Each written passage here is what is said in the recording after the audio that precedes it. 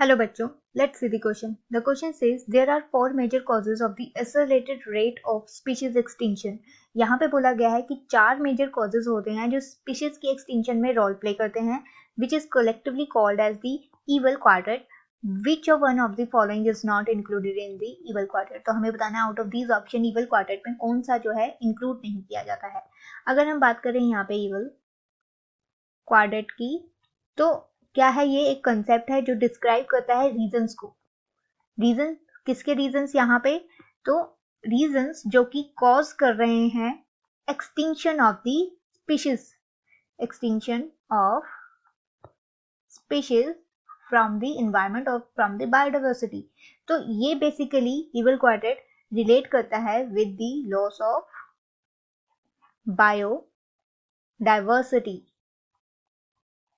और यहाँ पे ये बायोडाइवर्सिटी का जो लॉस हो रहा है फोर मेन रीजंस की वजह से हो रहा है. The four main reasons are present, जिसे हमने नाम दिया है इवल क्वाड्रेंट. अब ये फोर मेन रीजंस कौन कौन से हैं?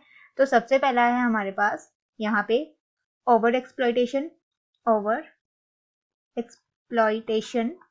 ऑफ द स्पीशीज, जो कि किसी भी तरह की एक्सप्लॉयटेशन हो सकती है. मोस्टली यहाँ पे कमर्शियल एक्सप्लॉयटेशन देखने को मिलती है बाय द ह्यूमंस.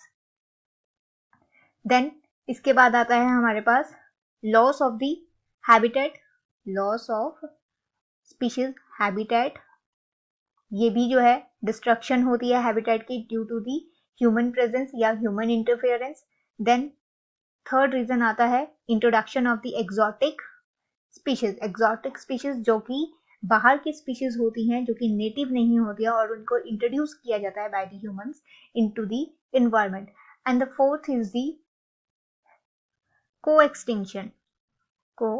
एक्सटिंक्शन, मतलब कि यहाँ पे अगर कोई एक स्पीशीज एक्सटिंक्ट हो रही है तो उसका इन्फ्लुएंस जो है, उसका इफेक्ट जो है किसी दूसरी स्पीशीज पे भी पड़ रहा है और उसकी वजह से वो स्पीशीज भी सफर कर रही है.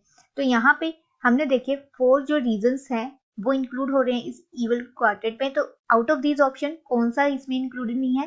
फर्स्ट ओवर एक्सप्लॉयटेशन है, देन को एक्सटिंक्शन भी है, एलियन स्पीशीज इन्वेजन भी है जिसको हमने एक्सोटिक स्पीशीज का नाम दिया, एंड हमारे पास यहाँ पे जो नहीं है इसमें इंक्लूडेड वो है पोल्यूशन. तो हमारा राइट आंसर होगा option number B. Hope you understood the problem. All the best. Thank you.